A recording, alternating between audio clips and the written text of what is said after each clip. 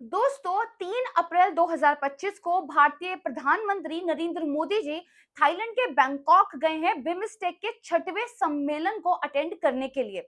और इसके ठीक पहले बांग्लादेश की तरफ से एक बहुत चालाकी भरा बयान दिया गया, जिसमें उन्होंने कहा कि भारत के 7 सिस्टर्स तो लैंड लॉक्ड हैं। यानी कि उनका कहना यह था कि भारत का पूर्वोत्तर क्षेत्र बंद है और बंगाल की खाड़ी में अगर किसी कंट्री का प्रभुत्व है तो वो है बांग्लादेश।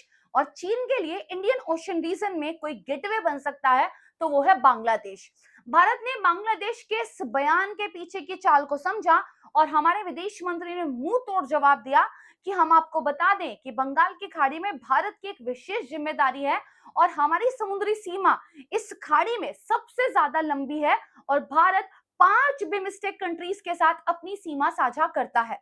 दरअसल अगर हम बात करें तो ये जो बीमस्टेक सम्मेलन है ये बहुत ही ज्यादा महत्वपूर्ण होने वाला है, क्योंकि बंगाल की खाड़ी अब केवल एक समुद्री क्षेत्र नहीं रह गया है, बल्कि ये दक्षिण एशिया और दक्षिण पूर्व एशिया के भविष्य को निर्धारित करने वाला है। और बिमस्टेक के मंच पर जो भारत है वो एक केंद्रीय भूमिका निभाता है। दोस्तों ये सम्मेलन ऐसे टाइम पर हो रहा है जब भारत के सामने कुछ चुनौतियां हैं, जैसे म्यांमार का आंतरिक संकट, बांग्लादेश की बदलती हुई राजनीति और तेजी से भारत के साथ बिगड़ते हुए रिश्ते, और वहीं बंगाल की खाड़ी और इंडियन ओशन रीजन में चीन की बढ़ती प्रतिस्पर्धा।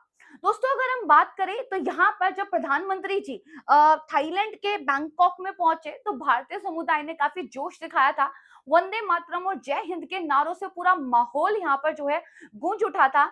और यहाँ पर जो प्रधानमंत्री जी हैं उन्होंने दरअसल थाईलैंड का जो रामायण का संस्करण है वो भी देखा है। इससे ये पता चलता है कि भारत का जो रामायण है वो किस तरीके से भारतीय सांस्कृतिक पहचान को रिप्रेजेंट करता है। और मोदी जी के द्वारा इस रामायण को देखा जाना ये भी सुनिश्चित करता है कि भारत के अपने पड़ोसी देशों के साथ जो सांस्कृतिक संबंध है वो कितने ज्यादा मजबूत है। ये भारत की सॉफ्ट डिप्लोमेसी है जिसका तोड़ चीन की हार्ड डिप्लोमेसी के भी पास नहीं है। दोस्तों अगर हम बिमस्टेक की बात करें तो इसकी शुरुआत हुई थी 1997 में। जब इसको शुरुआत में बनाया गया था तब दरअसल इसमें ये 7 कंट्रीज नहीं थे। और इसको जब बनाया गया था तो दरअसल 1997 में बैंकॉक घोषणा के जरिए बनाया गया था। तब इसका नाम हुआ करता था बिस्ट ईसी। बाद में इसी साल इसमें जो है म्यांमार जुड़ गया था। 2004 में नेपाल और भूटान भी जुड़ गए थे, तब इसका नाम हो गया बिमस्टेक। इसकी जो फुल फॉर्म है वो है bay of Bengal initiative for multi sectoral technical and economic cooperation. इसमें 7 कंट्रीज सदस्य देश है, India, Nepal, Bhutan, Bangladesh, Myanmar, Thailand और श्रीलंका। बहुत ही स्ट्रेटेजिकली इंपॉर्टेंट ये एक समुद्री क्षेत्र है और इसीलिए चीन की नजर इस पर जो है बनी हुई है। इसका उद्देश्य है कि भौगोलिक नजदीकियों का फायदा उठाकर व्यापार, संस्कृति, बुनियादी ढांचा और तकनीकी विकास में जो है साझेदारी को बढ़ाया जाए। इसका जो मुख्यालय है, हेडक्वार्टर, वो दरअसल बांग्लादेश में है। और बांग्लादेश के साथ भारत के जो रिश्ते हैं वो आपको पता ही है कि बेहतर नहीं है। इसलिए कयास भी लगाया जा रहा था कि क्या भारत के प्रधानमंत्री बांग्लादेश की टेम्परेरी गवर्नमेंट के रिप्रेजेंटेटिव से मिलेंगे। और भारत की तरफ से कोई भी स्पष्ट बयान इस चीज को लेकर नहीं दिया गया था। इसके पीछे का कारण ये था, भारत ये दिखाना चाहता था कि किसी भी टेम्परेरी गवर्नमेंट के साथ अपने रिश्तों को मजबूत करने में हम जल्दबाजी नहीं दिखाते हैं। ये जो बिमस्टेक आपका ग्रुप है ये टोटल मिलाकर 14 से ज्यादा सेक्टर्स पे काम करता है और हर एक सेक्टर की जिम्मेदारी एक कंट्री को मिली हुई है। यहाँ पर जो सिक्योरिटी सेक्टर है इसकी जिम्मेदारी है भारत के पास, यानी कि इस पूरे एरिया में भारत को एक नेट सिक्योरिटी प्रोवाइडर की नजर से देखा जाता है। और यही बात चीन के साथ साथ अब बांग्लादेश को भी पसंद नहीं आ रही है। दोस्तों अगर हम बात करें तो बिमस्टेक पाकिस्तान को साइडलाइन करने का भी एक बहुत अच्छा मंच है भारत के लिए, क्योंकि शार्क में पाकिस्तान है और वो अड़ंगे लगाता रहता है, जिसकी वजह से शार्क में कोई भी काम नहीं हो पा रहा है। इसीलिए प्रधानमंत्री नरेंद्र मोदी ने कुछ साल पहले जब ब्रिक्स का सम्मेलन हुआ था तो बिमस्टेक के लीडर्स को भी वहां पे इनवाइट किया था, ताकि एक ब्रिक्स बिमस्टेक समिट हो और जिससे पाकिस्तान को यानी कि शार्क को साइडलाइन किया जा सके। और यही बात जो है चीन को यहाँ पे रास नहीं आती है। दोस्तों अगर हम बात करें तो अब यहाँ पर जो है बेसिकली जो ये सम्मेलन हो रहा है छठे वाला, कुछ इंपॉर्टेंट समझौतों को लेकर डिस्कशन हो रहा है, जैसे ये आपस में कंट्रीज एक फ्री ट्रेड एग्रीमेंट को लेकर भी बात कर रहे हैं और एक मैरीटाइम एग्रीमेंट को लेकर भी बातचीत यहाँ पे चल रही है। अगर ये एग्रीमेंट हो पाता है तो दरअसल जो साउथ एशिया है और जो साउथ ईस्ट एशिया है इसके बीच में बहुत बेहतर कनेक्टिविटी हो पाएगी, बिजनेस, ट्रेड, कल्चर, इसमें बहुत ज्यादा फायदा मिलेगा।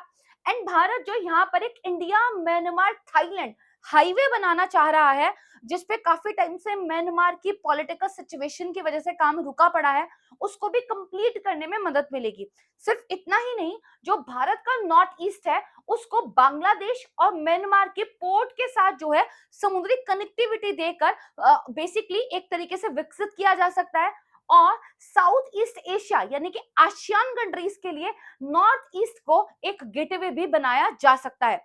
सिर्फ इतना ही नहीं, इस पूरे एरिया पे जिस तरीके से चीन ने अपना डोमिनेंस बना रखा है बेल्ट एंड रोड इनिशिएटिव को लेकर, फॉर एग्जांपल श्रीलंका में हम्बन टोटा, म्यांमार में भी कुछ पोर्ट्स वगैरह को लेकर उन्होंने काम किया है, बांग्लादेश में भी उनका काम चल रहा है। इस डोमिनेंस को भी जो है बिमस्टेक के जरिए भारत यहाँ पर चैलेंज कर सकता है। तो दोस्तों अगर आप यहाँ पे देखेंगे तो एक तो मैरीटाइम ट्रांसपोर्ट कॉर्पोरेशन ये बहुत ज्यादा चर्चा में है 6th बिमस्टेक समिट के अंदर, और दूसरा एक फ्री ट्रेड एग्रीमेंट को लेकर भी यहाँ पे बातचीत जो है चल रही है।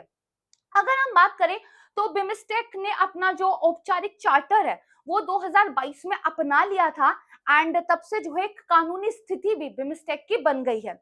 लेकिन दरअसल अगर हम बात करें जहां पे इसका हेडक्वार्टर यानी कि बांग्लादेश, उसके साथ भारत के रिश्ते बेहद खराब हैं। 2024 में प्रधानमंत्री शेख हसीना को सत्ता से हटना पड़ा था और नोबेल पुरस्कार विजेता डॉक्टर मोहम्मद यूनुस उन्होंने टेम्पररी गवर्नमेंट की कमान संभाली थी।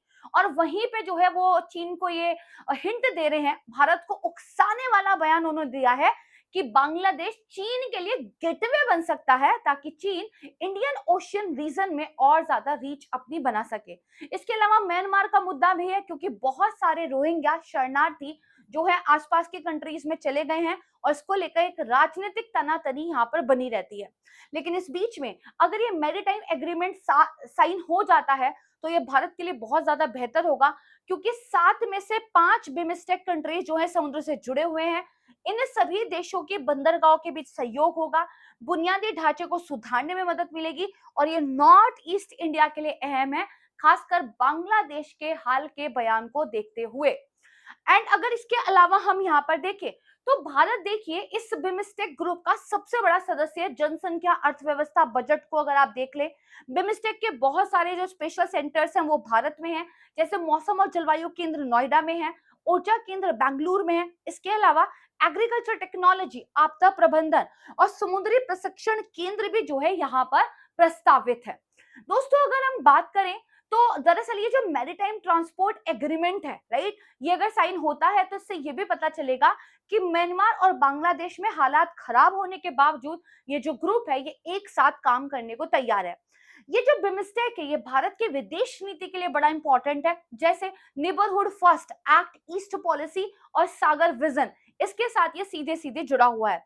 ये दक्षिण और दक्षिण पूर्व एशिया के बीच में एक सेतु का काम करता है और बिमस्टेक को शार्क और आसियान के बीच का एक ब्रिज भी माना जाता है। दरअसल भारत अपने दक्षिण एशियाई पड़ोसी देशों बांग्लादेश, भूटान, नेपाल, श्रीलंका और दक्षिण पूर्व एशिया के म्यांमार और थाईलैंड से एक साथ जुड़ पाता है बिमस्टेक के जरिए। और भारत का पूर्वोत्तर क्षेत्र जो कि जमीन से घिरा हुआ है वो बिमस्टेक के जरिए बांग्लादेश और म्यांमार की बंदरगाहों तक जुड़ जाएगा, जिससे व्यापार, पर्यटन और कनेक्टिविटी में काफी ज्यादा तेजी यहाँ पर आएगी।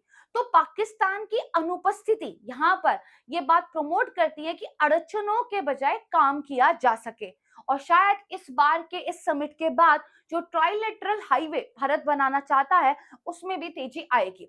दोस्तों अगर हम बात करें तो बिमस्टेक केवल एक क्षेत्रीय सहयोग का मंच नहीं है, बल्कि चीन को जवाब देने का एक रणनीतिक माध्यम भी ये बनता जा रहा है। श्रीलंका का हम्बनटोटा पोर्ट, म्यांमार का क्यो कैप्यू पोर्ट, बांग्लादेश के अंदर हाईवे और पावर प्रोजेक्ट्स, ये पूरी परियोजनाएं इस क्षेत्र में फैल गई हैं और भारत के नेबरहुड को चीन अपने डेप्ट ट्रैप में फंसा रहा है, जिसका उपयोग वो भारत को घेरने के लिए कर रहा है। तो इसीलिए जो भारत है वो अपनी सॉफ्ट डिप्लोमेसी का प्रयोग यहाँ पे कर रहा है, जैसे इंफ्रास्ट्रक्चर प्रोजेक्ट्स को लेके काम चल रहा है यहाँ पर, इस मैरीटाइम एग्रीमेंट के थ्रू जो है पोर्ट्स कॉपरेशन को लेकर काम चल रहा है। इतना ही नहीं, भारत का यूपीआई नेपाल, भूटान और श्रीलंका तक तो पहुंच ही चुका है। भारत ने अपना digital public infrastructure other members को भी ऑफर किया है। दोस्तों अगर हम यहाँ पे बात करें तो दरअसल जो भारत है उसकी यहाँ पर जो एक पोजीशन है वो एक नेट सिक्योरिटी प्रोवाइडर के जैसी है। जैसे अगर आप देखोगे बे ऑफ बंगाल में एक फेरी नेटवर्क, एक कोस्टल शिपिंग को बढ़ावा देने के लिए भी काम हो रहा है, जिससे चीन के इंफ्रास्ट्रक्चर पर इस पूरे रीजन की डिपेंडेंसी कम होगी। साथ में अगर आप देखेंगे बिम्स्टेक कोई एंटी चाइना मंच तो नहीं है, लेकिन चीन की बढ़ती हुई प्रतिस्पर्धा का जवाब देने का एक मंच यहाँ पे जरूर है। दोस्तों अगर हम देखें तो यहाँ पे दो और बड़े इंपॉर्टेंट एग्रीमेंट हो सकते हैं। एक एग्रीमेंट हो सकता है बिम्स्टेक का Indian Ocean Rim Association IORA के साथ, और दूसरा एग्रीमेंट हो सकता है United Nation Office on Drugs and Crime के साथ। इसमें से पहला एग्रीमेंट समुद्र पर भारत की स्थिति को मजबूत करेगा, भारत की नेवी की ताकत को बढ़ाएगा, यहाँ पर जो सैन्य अभ्यास है उनको ज्यादा से ज्यादा प्रमोट करने में फायदा मिलेगा। और वही जो दूसरा एग्रीमेंट है वो दरअसल आतंकवाद, नशीले पदार्थों की तस्करी और समुद्री लुटेरों के खिलाफ जो संयुक्त अभ्यास है उसको बढ़ावा देगा। भारत ने यहाँ पर खुफिया साझेदारी की भी शुरुआत की है, और इसलिए भारत की यहाँ पर नेट सिक्योरिटी प्रोवाइडर की छवि काफी ज्यादा मजबूत होती है।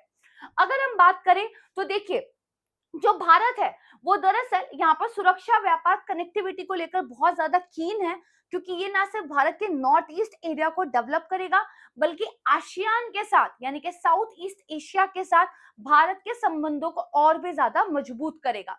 जैसे जो भारत का ट्राइलेटरल हाईवे है भारत, म्यांमार, थाईलैंड, इसको बाद में आगे ले जाकर लाओस और वियतनाम तक जोड़ने का प्लान जो है यहाँ पर बनाया गया है।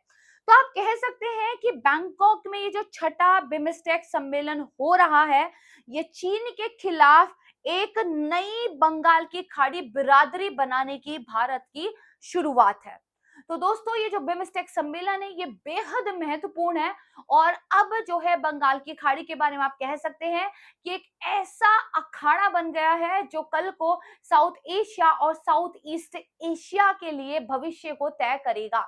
यहाँ पर जो भारत है वो कोस्टल सिक्योरिटी वर्कशॉप्स और सुरक्षा प्रशिक्षण कार्यक्रम को भी लेकर काम कर रहा है। साथ में एक बिम्स्टेक ट्रांसपोर्ट मास्टर प्लान का ड्राफ्ट भी भारत ने बनाया है।